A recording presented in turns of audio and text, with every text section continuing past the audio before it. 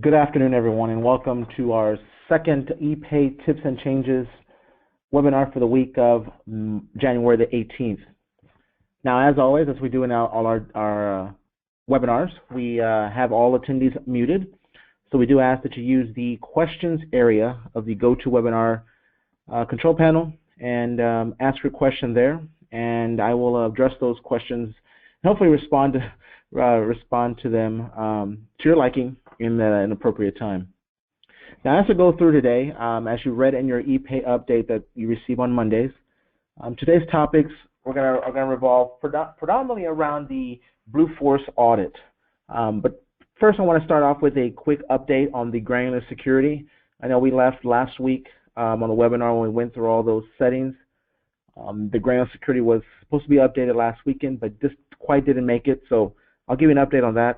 We'll then also go through preparing a kind of what steps you need to prepare for a Blue Force audit. So that basically is review the purpose and proper use of reason codes. And that'll take up most of our conversation today. And then we're going to review the JDE employee setup and critical fields. Then we'll go through some of the timing questions. You know, people always want to know how long does it take when I make a change before it appears in Blue Force. So we'll talk about that a little bit. And then we'll wrap it up with a little discussion on user expectations. Essentially, as a Blue Force user, what are your expectations in the system? So let's get started. So the first topic here is the granular security update. So essentially what happened, if you remember from last week, for those who joined us, the granular security we talked about will give you new controls and edit rights on both the employee and job profiles. Now, that also gives you more flexibility to assist with your day-to-day roles.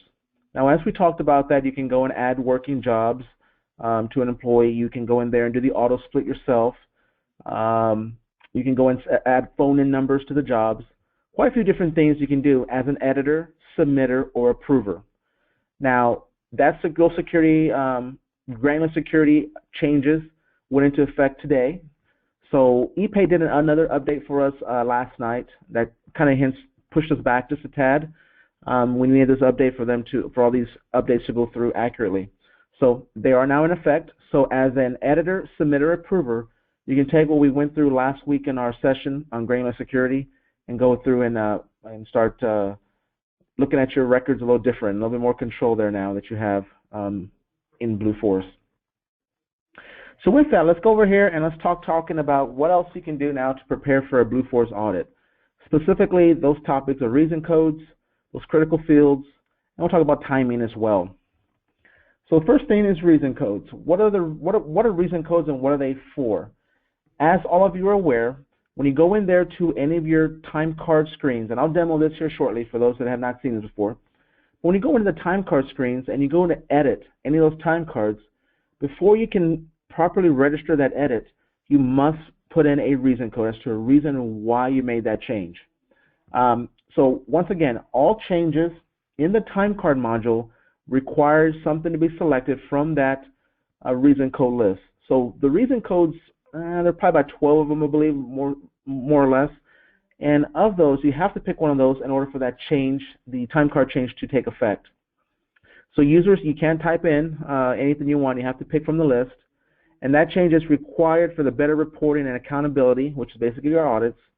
And it's also going to provide a path for a forthcoming attendance policy tracker. So one of the things we talked about probably towards the end of summer last year on one of these webinars, I mentioned that attendance policy tracker was coming up probably this year. That'll be something that we'll look at adding later through the course of 2016. But reason codes, a variety of different reasons to have them there, obviously to note why you're making this change.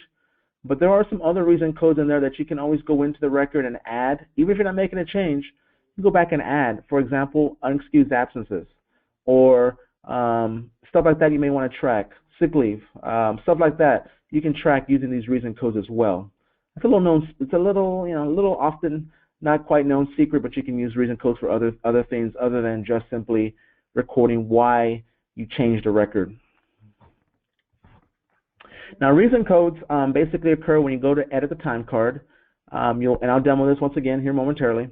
But when you edit a time card, the very last drop-down will provide you all of the options that are available to you. Now, on the screen, depending on if your screen how you're viewing the presentation. It might be a little small for you to see, but I'll demo these, and we're going to go through one by one what they do. But you've got some add options when you're going to go and add missed punches. You've got some options where you're going to go correct hours or correct codes. You got a couple options there where you can go and enter or notate special scenarios. And you also have the option where you can zero out time cards. So a reason maybe why you're getting rid of a time card entry. Now, the reason why we're going through this is because many users around the country are still not utilizing the reason codes correctly. And what I mean by that is we're just taking for granted what it says, picking that first one on the option, and just going with it. It becomes important because from an audit standpoint, when it's not a matter of if, it's when you get audited, whether it be from our local audit team here at ISS in North America, or if it's our team members over the pond over in Denmark that come and audit us, or if it's the Department of Labor, if that ever were to happen. We can go back to the records and actually see what the reason was. Hopefully it was accurate, and that's what we're going to get at here. We need an accurate reason as to why you made that change. Now, part of this goes to the audit trail as well. So many of you may not be aware, we do have an audit trail in the system where you can actually go and see all the changes that were made to someone's record. And that was actually a suggestion that we go through the audit trail on one of these future webinars. So that's on my list. So I may include it next week or maybe in a future session. But audit trails is a big thing out there as well that you can always have visibility to seeing. But from a reason code standpoint, let's go through each reason code and kind of explain to you what each reason code does, or the purpose of each reason code. So kind of from the spreadsheet here, you've got kind of a detail for every one of them. So the very first one is add manual job hours. Okay, well this is a big one because add manual job hours basically refers to scenarios where an employee cannot punch in or out because there is no time collection method available. So just to recap, the time collection methods, there's 4 of them. A lot of you have Walters, which are basically the wall terminals, the clocks that you punch in and out of. Many of you also use phone-in.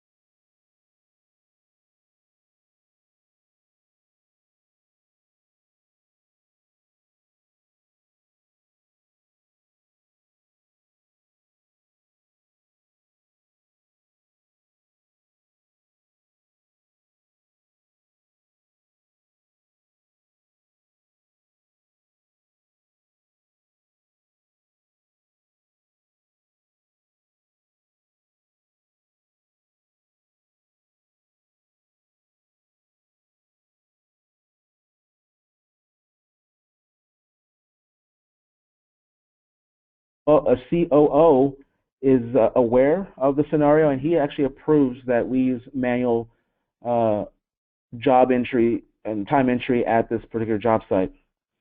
So keep that in mind. We don't want to use this option unless we're using we truly have a manual job in play. The next 4 on the list are scenarios where you can go add missed punches. First one is because of an employee fault. So for example, the employee forgets to punch in and punch out. So in cases like that, you've got the ability now to go in there and note that the employee just forgot to clock in, employee's fault. The third one is a system issue. System issue being an employee went to the Walter device, the clock device, could not clock in, the clock is turned off, it's no power to it. The phone in, they call in the phone in, and the phone in is the phone number is not working for whatever reason. I'm just throwing ideas out there. The mobile punch, maybe you're in an area where you can't record the proper GPS coordinates to your phone. That's why I can't find you or clock you in. These would be examples of system issues. And we do pay attention to these, so we want to know how many times we have system issues. That way, we can quickly figure out if it's a device issue, is it a user issue, what's going on. So we always are on top of that. So we want that to be accurate. The next one is new employee. Often we hire employees on the spot. Often we They go through the interview process. We start their paperwork. The paperwork doesn't get back from HR in quick enough time period that we actually need to get them to start working. So in that time, so they won't be in the system and cannot clock into any of the four time collection methods, they will need to be added manually. So when you add a manual time card, you go in there and note it's a new employee. Once again, this is only for new employee scenarios. Once they are fully hired in the system, they pop up, they can start punching in and punching out at the different devices. Add a missed punch, work related. What that basically means is that the employee punched in, but didn't punch out, and it could have been simply because we had a scenario where maybe an employee had to go run an errand, or he had to go make a delivery, whatever it may be. But it made more sense for them just to go make the delivery instead of coming back to the office. You told them, once you're done, let me know, and I'll punch you out. Some of that nature. Typically, that and the second part of that is that employee doesn't have a means of using one of those four methods to punch out. So if that would occur, then that is a valid option, is to add a missed punch because it was a work-related scenario. So let's furthermore, the next one is correct codes. So the correct codes are essentially issues where an employee punched in, say they punched into the wrong job, and you have to go into the time card to fix that to reflect to the correct job. Or the employee didn't clock into a work order, and now you need to go back and fix that punch to reflect that JDE work order.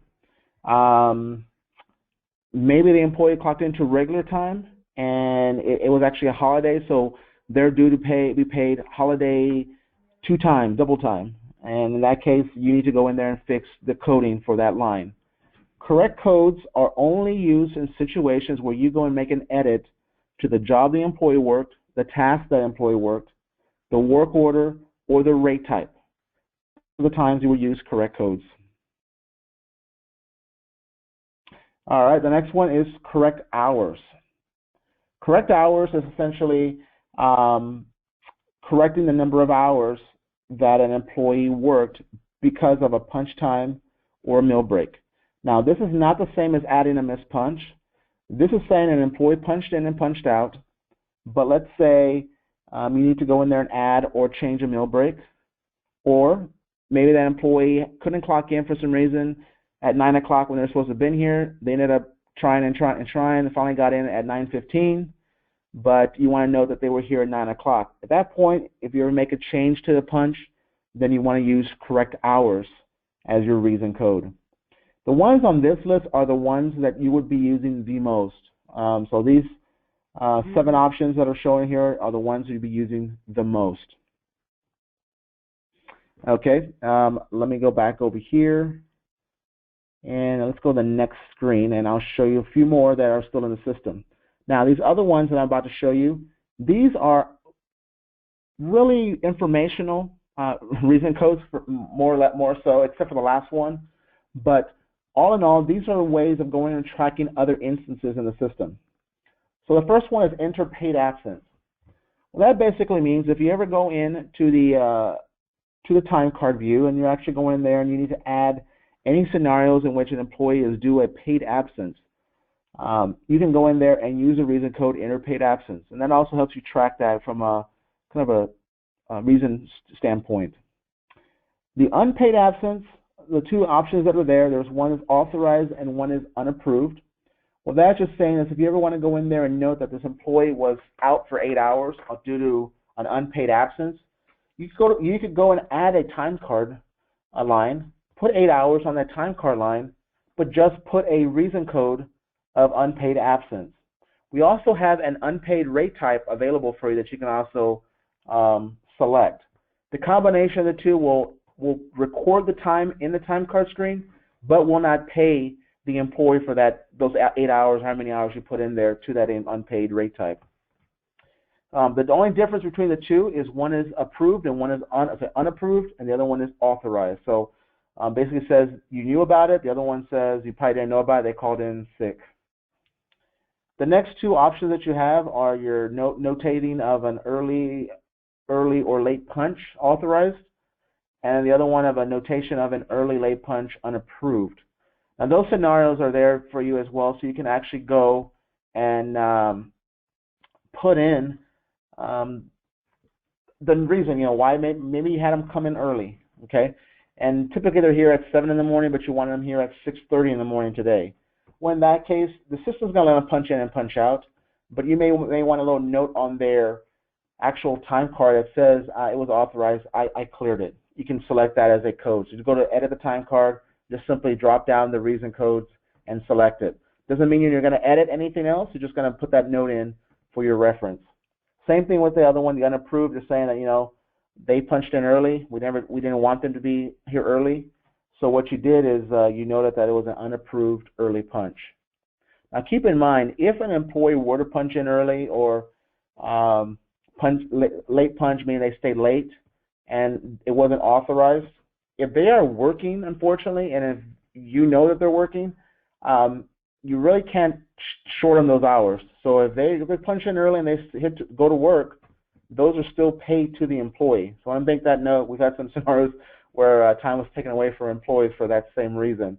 What we recommend in those cases is you do counsel the employee and let them know that they cannot clock in any sooner than that 7-minute window. As you know, we do rounding, so if they clock in 7 minutes before the hour, it'll round up to the nearest quarter hour there. So that would suffice. But just so you know, if they clock in extremely early and they are working and they're on the clock, they're kind of due those hours.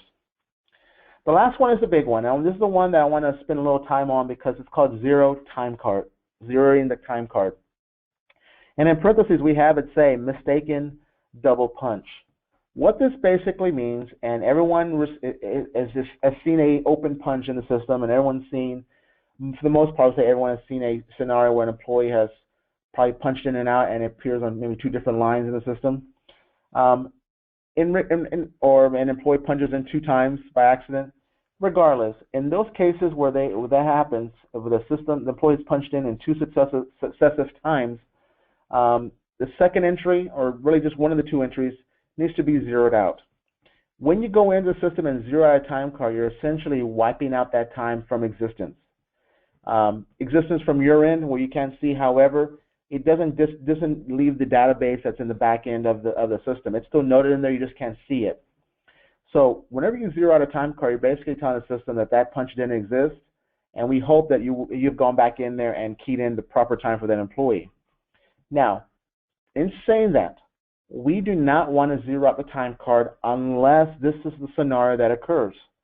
So, and if an employee has basically created that extra punch, then it's okay to zero out one of those lines, but the other time card line that's in there needs to be corrected. So once again, we don't zero out the time card just because we can. We only zero out the time card because of that particular scenario. So let me give you an example here. When you zero out a punch, for example, Maria Estrada, in my example here, she punched in and it recorded an 1840 punch. It also recorded a 2231 punch on 2 different lines. And I know a lot of you have seen this. Now, when this occurs, typically it could be a system issue. It could be an employee issue. But more times than not, what can happen, and we see this sometimes with the Walter devices, because what happens is the Walters are syncing on a schedule. If for some reason that Walter device did not sync up, maybe it's offline, but the employee actually punched in and punched out on that clock, the system is going to know to send that punch. It's going to retain that punch, but it's going to send that punch as soon as that Walter device, the time clock, comes back online. So when it comes back online, it's going to send this punch, and the system's going to say, you know what, I've waited long enough for you. I'm not going to accept this punch. I don't want this punch. However, I need to take it in, so I'm going to go ahead and put it on its own line. So that's why it would occur in this case where you'd see, and this was happening in this particular scenario. It came on 2 different lines. Now, to fix the punch, in this case, you're going to zero out one of the lines. It doesn't matter which one you do, but I would recommend you do the second one being the one that's on top. Go back into the original entry, the in punch, and then just enter the out punch manually. Now, when you enter the out punch manually, this is probably a bad example because I didn't show the highlight on my screen here. But the background, if I were to go ahead and edit this line right here, the one that's circling here in gray and put in a little arrow to, if I were to key that time in there, the system would actually reflect that in the time card with a yellow background, letting you know that it was a manually entered time. And that also note in the audit trail in the background that you can actually see that you can actually now tell that it says this person made this change on this particular date and time. So all that is recorded for us to note that.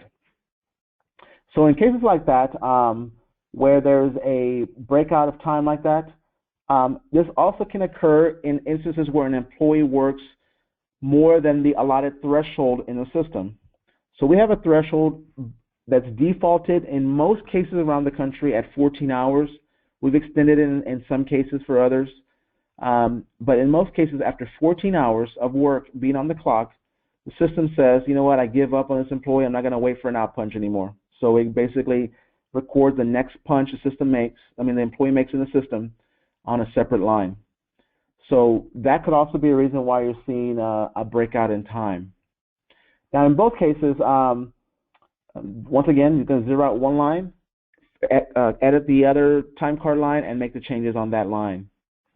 So we don't want to always, once again, we don't want to go in there and just start zeroing out time left and right, because once again, the employee's punches are their basically sign off, their authentication, if I may,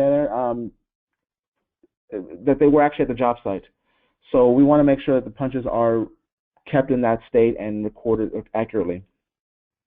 So just a recap, if they punch in twice, remove the extra punch by using the zero out selected time card option, which I'll demo here momentarily. And if you choose to use the zero selected time card option, to keep in mind is this functionality that I'm introducing to you here right now should only be used for this reason alone.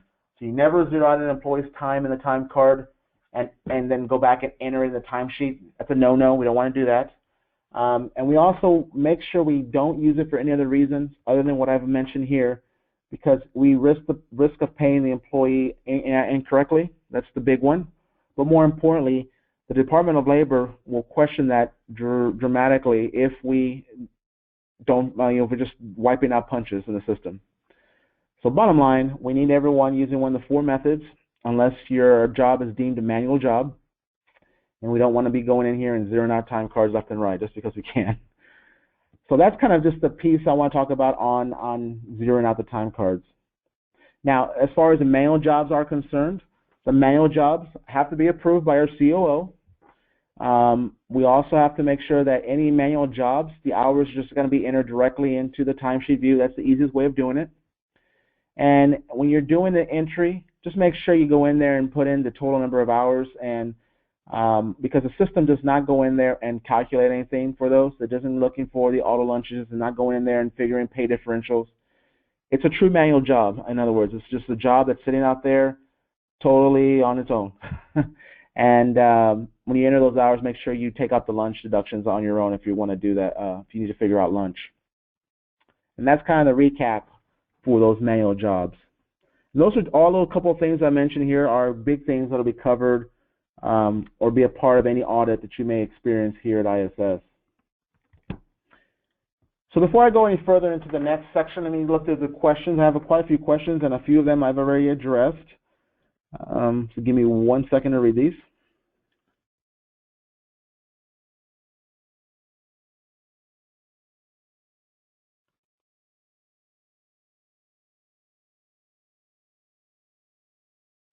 So I have one question that says that there's one of our users on the call here has a situation where an employee will punch in, for example, at 4 o'clock. Obviously, we do understand you have shortage issues of employees in some places, so that employee that's clocked in already at 4 elects to stay until the next morning. So in those cases where they punch in at, say, 4 p.m. and don't clock out until maybe 6 a.m. the next morning, that employee has worked, in this case, that 14-hour threshold. So what I mentioned a while ago is probably what is occurring why you're getting punches on 2 different lines. So that threshold is something we can look at.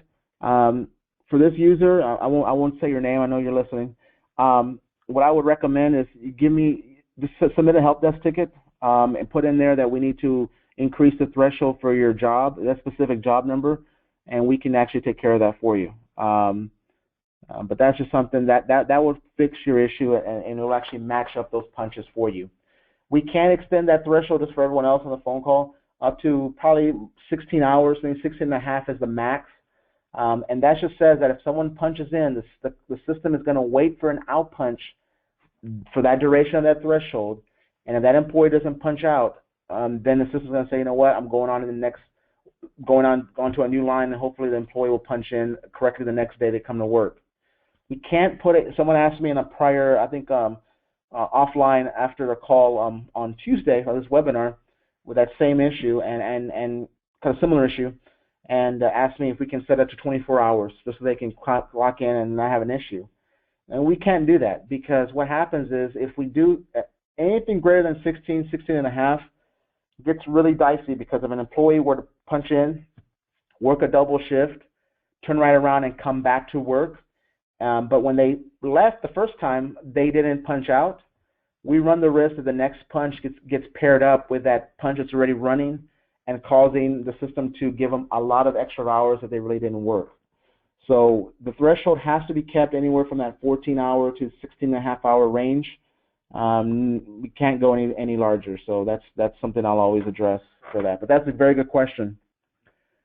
Now I've got a couple other questions about the webinars, where they'll be posted, so I'll address that now. So when these are done, we post them out on Gateway. The Gateway link changed since our last webinars from 2015. So where they're located now is, if you go to Gateway, you go into the IT department section. Under IT, there is a Education Center, and that's where you can actually see the schedules of webinars. You can go in there and see all of our documentation, all the recording that we've done for these sessions, and any documents that go along with our webinars. They'll be posted out there as well. Now, what I am doing also for these webinars is I'm going to send them out via YouTube link, because we have a lot of users that don't necessarily have an ISS address, so they don't have an ISS email address, so they don't necessarily have a network account, so they can't always get to Gateway. So maybe to help with that as well, we'll put them on YouTube, so that way you can actually go out and peruse the system from home. You can go Starbucks, you can go anywhere you have the internet and watch one of these webinars. So I'm looking at doing that right now. I've got a few already out there for our IFS division, for some of the sessions we've done with them. But I'll add some more, all these other webinars on those links. So I'll address all that again on our Monday update. That way you can know how to access that information. All right, so let's move on. So the next audit part or let me say maybe not necessarily part of the audit, but one of the critical pieces that's being missed right now in the field is JDE employee setup. And I'm really specifically talking about the employee details view. And when you go to the employee details view, and I'll demo all these in one big session here momentarily. When I go into the JDE employee details view, these three options that are circled here, the first one being the task, also the assignment type, and also the pay group, these three are always constantly being missed. And these three actually drive and are critical in the formation and creation of that employee record over in Blueforce. So if an employee goes in and actually gets hired, we go into JDE and we miss these fields, the system will automatically put them to a default task, which is circled here in red. That default task drives that same task information over in Blueforce. We also have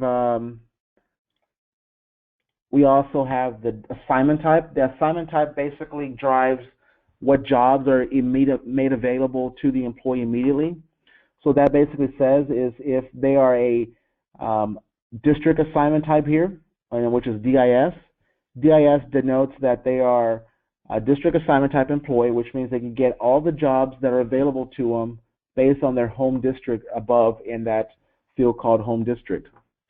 Now we have some other assignment types. We have a job assignment type. A job assignment type basically means that they only get their default job. So whatever their default job is what their only job will be to clock in and clock out of. And we also have an option under assignment type called area, which basically is company. And that means that for that company, that city, that main hub, I guess you can say, where that employee is coming out of, they have access to all the jobs within that area or company. So those are some of the different assignment types. Now, if that's left blank, the system will not create the employee record for you in Blueforce. So often we get a question, the employees have been working for a week. I'm trying to go in there and verify their time or add some time on their time card, and I can't find them. What's going on? Chances are we forgot that field. That's one of the fields you can miss. The other field is pay group. Pay group is essentially a field that drives what rules will be applied to that employee's timesheet when it comes time to pay them. So the pay group drives the union rules, it pushes out the rounding rules, often pushes out some differentials, pushes out a variety of different scenarios. The OT is a big one, all the OT rules. So we want to make sure that they're in the right pay group. Now, I want to stress that if you do not get it right the first time, there is going to be a delay in getting it set up correctly in Blueforce. So it can affect the employee getting paid correctly. So let me go to the next slide and have an explanation of every one of these that you can actually read off the screen. So the first one, employee's task, like I mentioned, it's a part of the combination of the employee's job type and step. So depending on what the employee's job title is in JDE, will drive what task is created by default and sent over to Blueforce. Now I'm going to go back one slide, and you're going to notice that in this little section down below in the red, with circled in red, you have a field called Overwrite Task. If when I set up this employee, their default task is a custodian, but they're really not supposed to be a custodian, you can actually override their task there, and that sends the default task for them over to Blueforce as you chose. Keep in mind that whatever task you chose to put in there, if it's not a valid task on the job that they are working, when you try to code time, you're going to have issues trying to find that task for one. But more importantly, even if you got through that step, JDE says no go because that task does not belong to this job. Therefore, I will not pay this employee, and you're probably going to have your payroll person, payroll contact here at corporate contacting you, letting you know that we got to do some fixing before I can pay this person. So the default task should generate correctly if that job type and step 2 fields above the tasks is correct. The next one was assignment type, as I mentioned. Assignment type drives the jobs that will be initially available. What that means is that working jobs tab in Blueforce. It'll drive those jobs so the employee can actually go and clock in. Once again, they can be a job, district, or area assignment type. Now, one of the things with the granular security is once you set up their assignment type here in JDE and you have to add more jobs to their profile, you can do that now as an editor, submitter, or approver by going to that working jobs tab, selecting the job you want to add or make available to the employee. Even if it's temporary, you can add it and then remove it later if you need to. So you have some flexibility on the working jobs tab now. And then employees pay group, as I mentioned, that drives all those nice little rules that are in there that run on the timesheet view. They have to be correct. Otherwise, you run the risk of getting that paid, run the risk of the employees not getting paid correctly. So lo and behold, that's kind of the process for the JDE employee setup. All right, so let me take a step back before we go any further here with the timing and whatnot. I want to go through and show you a couple of things on the reason codes and some of the little functionalities that surround this discussion over in Blueforce. So I'm logging into Blueforce, and one of the things just to keep in mind, as I always bring up on these calls, is when I go into Blueforce, one of the things that I have to keep in mind is if I'm going in now to look at the time cards, one thing that the system is always going to ask you is to pick a job or jobs you want to work with. So when I come in here, you notice I have a listing of all my jobs, and I'm going through here seeing a whole bunch of different check boxes and whatnot. One of the things you can do is right here at the top of the screen, you have an option that says select all records. That allows you to select all the records here. You don't have to go through and fiddle with anything. You have everything that's selected for you.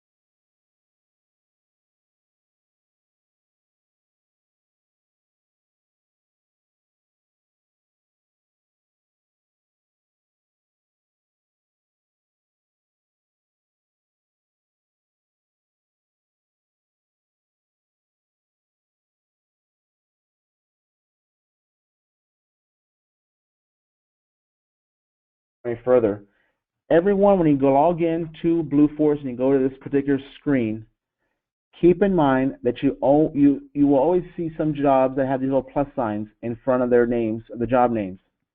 And I bring this up because these little plus signs have seemed to draw some confusion out in the field. I just want to pull this out for everybody. These little plus signs, what they do for us is they allow us to, first are telling us that those are expandable groups. So the group names probably give off a sense that something's not right because the names are odd, like mine are 1-HOU something.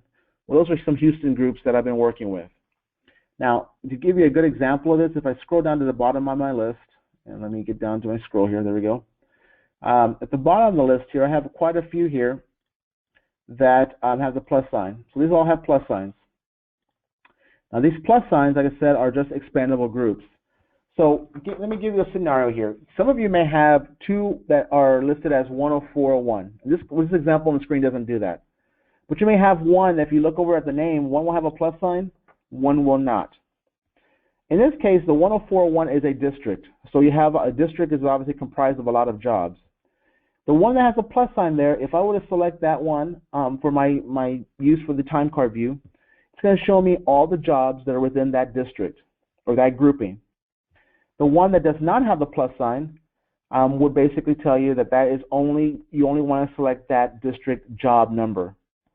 So that plus sign is just basically there to let you know there's a grouping, and when you select that grouping, you're going to be working with more than just that one job. That one selection is comprised of multiple jobs.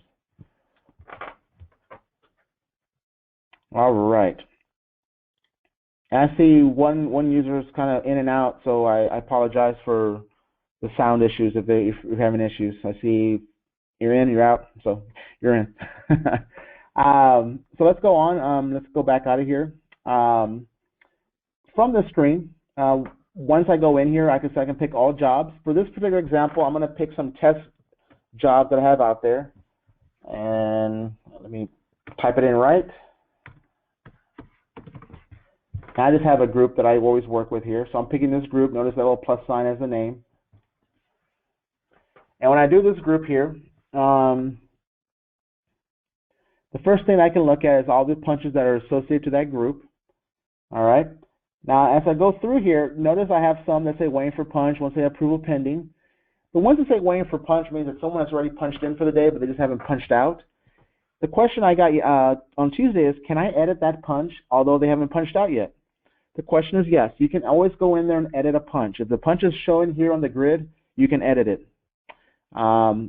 So in this case, this employee, in this first example here, I'm going to go and click on it so I can highlight. In that first example, that employee punched in at 7:57. But you know, they really were there at 7:30. They just had 27 minutes of trouble trying to get on the clock, and they decided to give up, and then they came back and worked. If you want to edit that punch, you can always edit that punch back to 7:30, with the premise that you go in there and put in the proper reason code.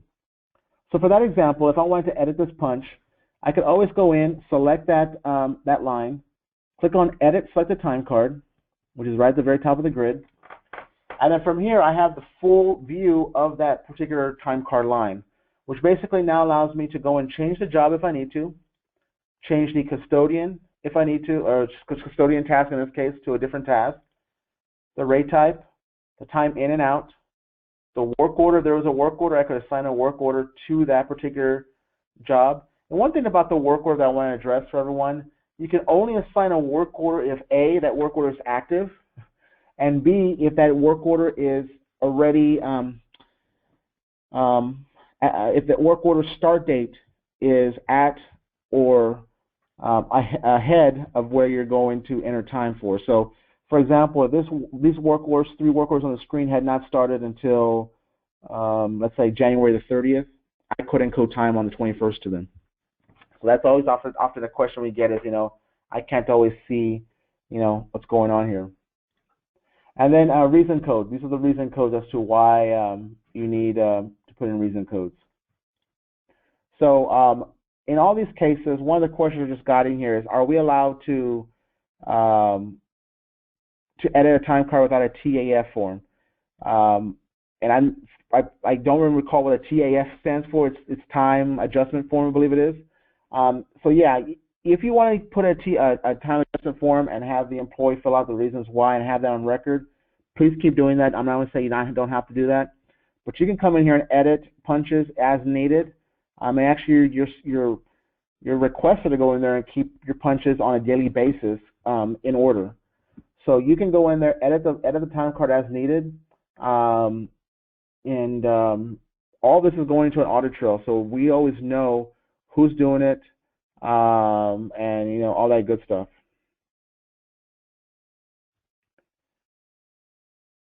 And then I got Kelly. I don't normally say names, but Kelly, I don't understand your question. You said the question is, well, the JDE work orders won't be there if they don't fall within the ABQ dates. I do not know what ABQ stands for, so if you can just jot that down as to what ABQ stands for, then I can address that better. But bottom line, the work orders here only appear is if they have a above base quote. Yeah, sorry. Yeah, it all depends. The above base quote, the quote you actually have in hand, that is kind of it's hard to say, because what happens with the work order creation on the IFS, for those on the IFS team out there, the IFS side, we have Janice here that goes and creates those for you. So she goes in there and she should put in the start date to equal the date you actually start the work, or based on that quote. That doesn't always happen.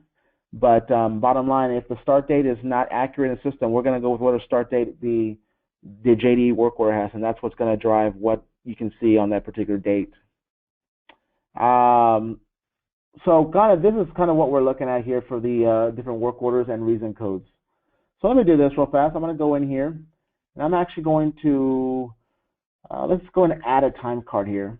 And what I'm going to do is, when you go and add a time card up, you notice that you have an option up here in the top right hand corner that when I click on add a time card, and let me just put the arrow on it, that add a time card option allows you to now pick an employee or job and to add an employee at either one of those options. It's most common, obviously, when you're going to go and add a time card, that you're going to actually go ahead and pick the employee, not necessarily the job. So what I'm going to do here is hit OK. I'm going to go in here, hit the drop down on the employee screen at the very top, and I'm going to look for an employee that I always use. His name is Edward, and I'm going to go in and add time card for him. And when I add a time card, let's say he's a new employee. This is the way I'm going to treat those new employee scenarios, or those manual scenarios where it's a manual job. I can come in here and add a time card line. Now, when I go and add a time card line, and it's just taking its time to populate here on the screen, when I go and add a time card line, you're going to see that it's going to provide me the name of the employee already in there. It's going to provide the employee's default job as their selection criteria for adding this time card. You're going to see all the defaults already in place for you. So really, all you need to do is, obviously, if this is the job you're going to select for the employee, great. If not, you hit the drop down and pick the correct job that's available. Now, here's the thing.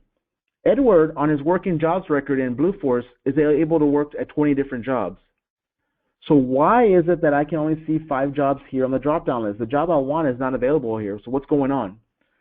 Keep in mind what I mentioned at the very beginning is that when you go into Blue Force, you're selecting the job record that you want to work with. So we told the system early on that we only wanted to work with a set amount of jobs. And those set amount of jobs are listed right here on the far left-hand side. I'm going to circle here in pink. So you can see that we only told the system we're going to work with those 5 jobs. So kind of in a setup now, the way the system is going is when you hit the drop-down, Edward has access to all these 5 jobs. That's what they're all showing here. If Edward didn't have access to Raintree Condos, Greyhound Lines, and U.S. Airways Hangar, if those 3 jobs were not in his working jobs, the system's going to say, well, I know that you've told me to pick 5 jobs to work with, but since those 3 jobs are not available to Edward, I'm only going to show you the top 2. So the system knows what jobs the employee has in their working jobs tab. The system also knows what you've told it you want to work with, and a combination of those 2 criteria will denote what's going to show up for you to be able to code a time to. So in this case, I'm going to go to Animal Cafe as my job. I can pick my task if I need to. I can then pick a different rate type if I need to, have all the different rate types that are available. The key thing is making sure the date. The date by default always goes to the current date you're in. So if you need to go ahead and change the date, you can actually go in and reflect the correct date off the calendar, or just key it in however you want to do that. You have free form to go in there and type in the time, and I'm just typing this in. Sometimes it's a little bit faster if you just use the drop down for the calendar. Sometimes I give up and say, let's move on. So I'm going here. I'm going to say you work from 7 to 1 o'clock. And then I'm going to go in here, put a work order. He worked at carpet cleaning for that particular job. And then the reason code was that he is a new employee. So I'm going to add new missed punch because he's a new employee. That's done.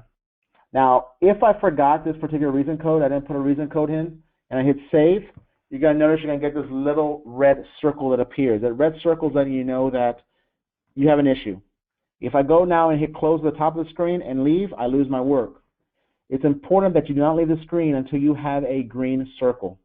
That green circle, if you ever see that red circle, and I want to put my arrow right on top of that, it's going to tell me, it's going to pop up the reason. In this case, reason code is required. It's going to tell you what exactly is wrong.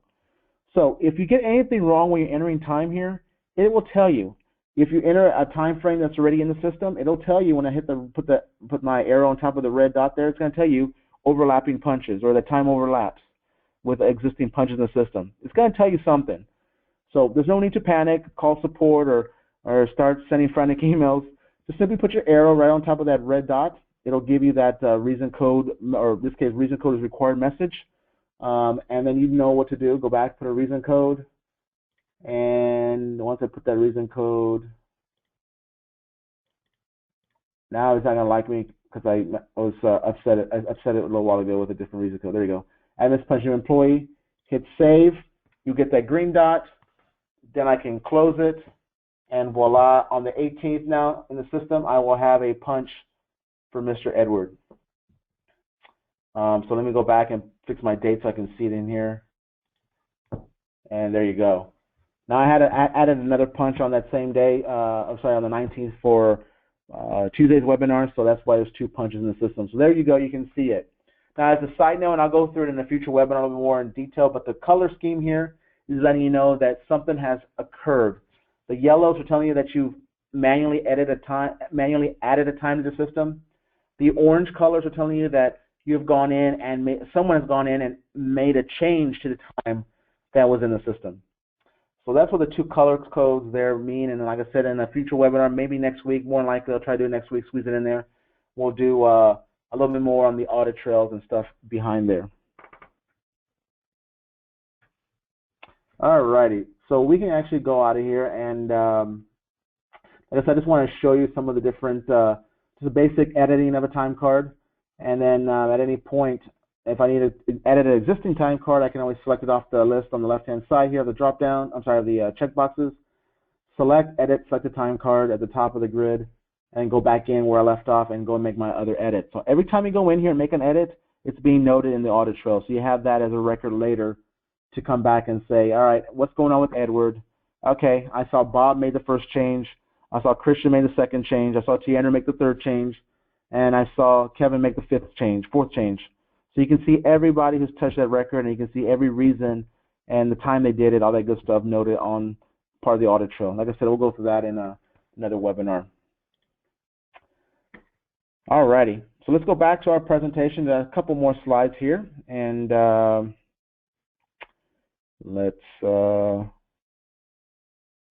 let me go back before I go any further to the timing section. Let me see what questions we have in here.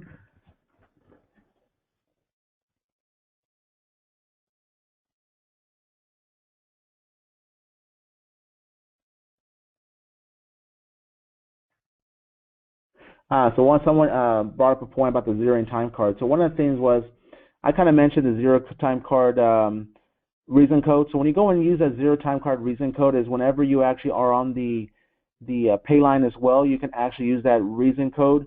However, if you select that edit time card and actually go and click on zero out time cards, sometimes it comes up with a little comment screen a comment window instead of a drop down. If that little comment comes up, just put a little reason as to why you're doing it there. That's perfectly fine as well.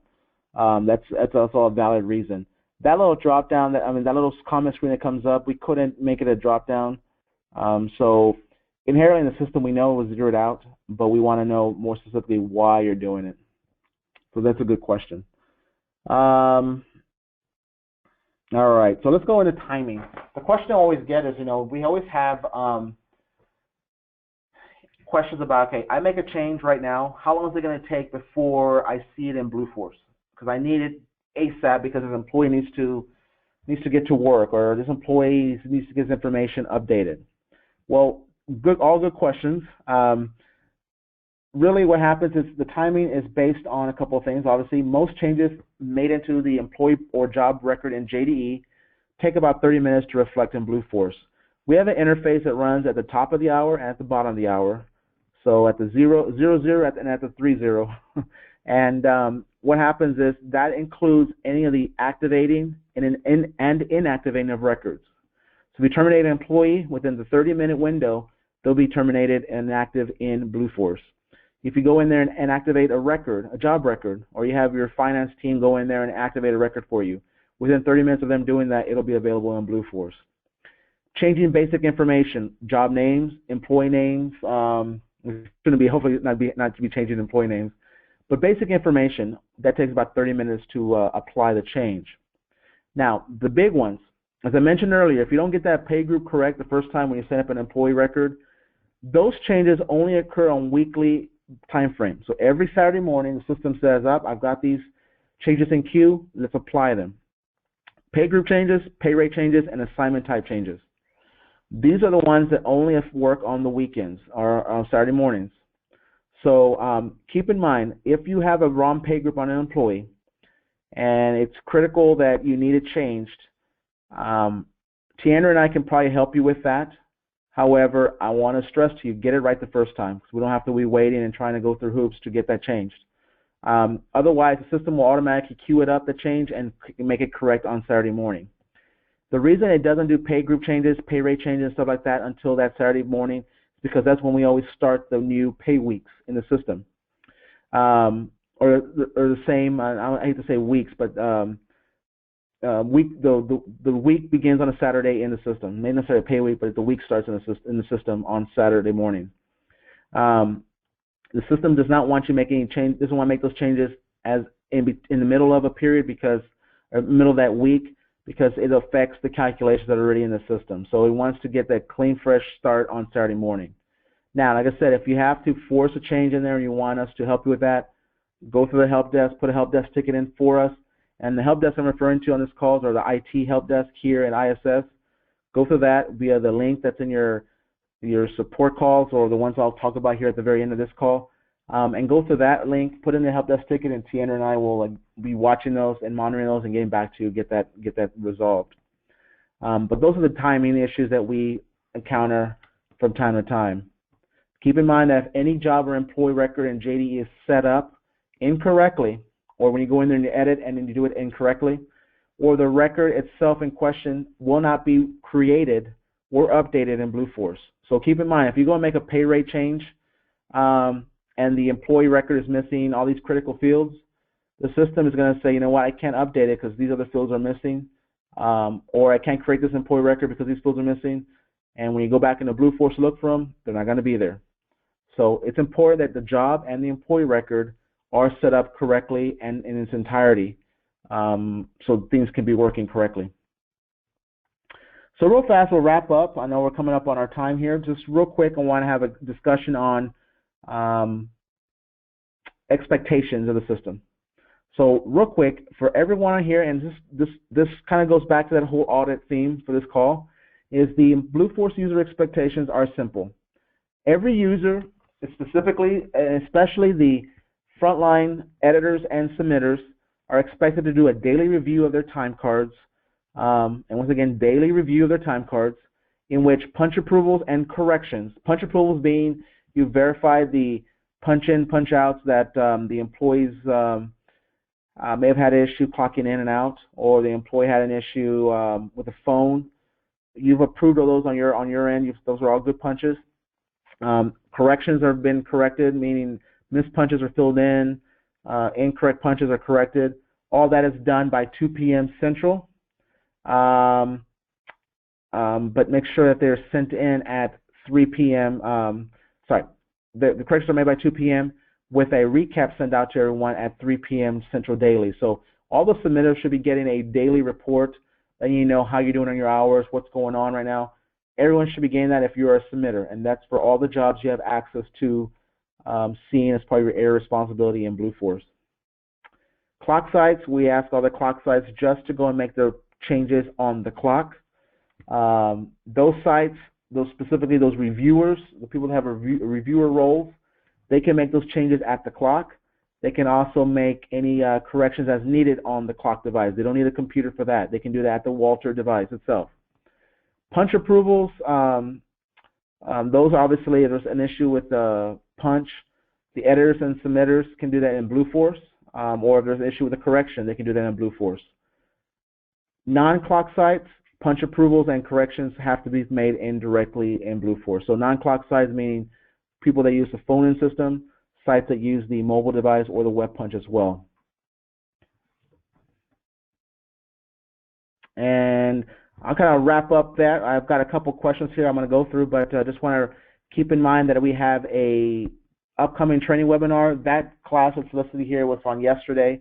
I will have another manual timesheet webinar on the 2 weeks from yesterday. I don't have the date offhand. I can't remember the date, but 2 weeks from yesterday. And then the scheduling, we'll do another scheduling webinar next Wednesday, and that's a good session. I had a couple of questions about scheduling. Those I can address during that particular webinar.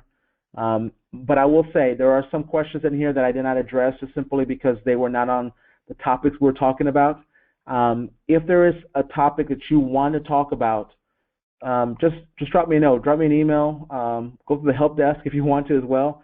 But put a little note out to me, just let me know that this is some topics you may want to hear on these particular webinars, and I'll be happy to include those in a future session. So some of the questions I have on here, I just want to go through before I say bye and put an end to the webinar today. One of the questions I got was, shouldn't a pay group be set up at the time of hire? Yeah, that is extremely correct. Yeah, a pay group needs to be set up at the time of hire, but what typically happens is that pay group is not correct. So some of your sites out there, you only have 1 or 2 pay groups because I like to pick on Texas. I'm here in Texas myself, but all the Texas companies have 1 pay group for the most part. I think even one of the offices here in Texas have 1 pay group. And a lot of the other states have 1 pay group, and that's simple because there's not a lot of rules. You know, it's 40 hours of 40 hours in a work week equal overtime. There's no unions. Pretty simple, pretty safe. Other places have umpteen thousand different pay groups for their sites. I know like Pittsburgh has, I don't know, 8 to 10 maybe. Same with New York, maybe a little bit more than that. We have a lot of different pay groups because you have a lot of unions. You have a lot of non-union employees and union employees working the same jobs. It's a lot of mess. The key thing here is when you set up that employee, make sure if they're a union employee, set them up to a union pay group. Get it out of the way, get it right the first time. What typically happens is they're set up as a non-union, and then we find out later they're a union employee, which means they have different rules, different ways of calculating that time or overtime as well. So that plays a big role. So one question is, will the pay rate change be put into effect for the same day we enter it to be effective in JDE? Well, what happens is if you put in a pay change in advance, the system will automatically, obviously, know in advance it's in the queue. It'll be able to go in and say, all right, this pay change is effective this date. If you go in and wait and put a pay change late in the system, it won't apply until that Saturday, like I mentioned. So Saturday is when it'll appear in the system. So one of the big things about that is most of the time we know in advance when people are due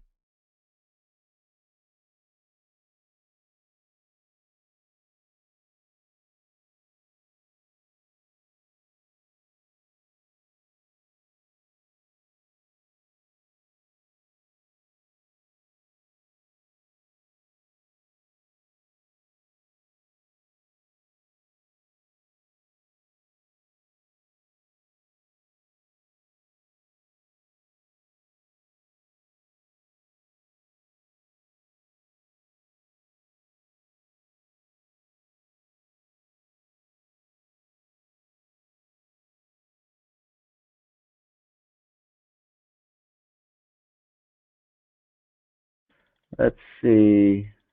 And if I miss somebody on a question, you can always email me that question, and we can always answer it from there. But just want to keep in mind that I talked a little while ago about the support. The support options here are contact Epay support, predominantly for after-hour support when they're open 24/7. But the bottom section is what I was referring to. Put a help desk ticket here with us, with Tiandra and I. We can knock out all the issues for you. Just please be sure to put a help desk ticket. If you email us, unfortunately, we're both involved in many different projects, so we're constantly getting bombarded with emails, and we hate for you to get lost in that shuffle. So please put in a help desk ticket. We'll call the help desk phone number there, leave a message, and we have a person there always watching that help desk line for us as well. So if there's anything that goes through, we can address it. Otherwise, call after-hour support. They're open 24/7, and you can contact Epay via email or phone.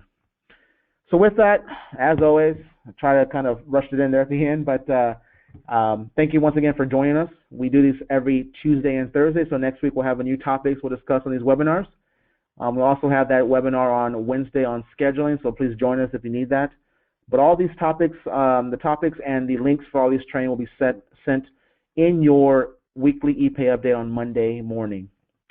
So let me know any suggestions you have for other classes you'd like to hear or see me do here. And with that, I'll just say I hope you have a wonderful rest of your Thursday, and we'll talk to all of you again real soon. Thank you.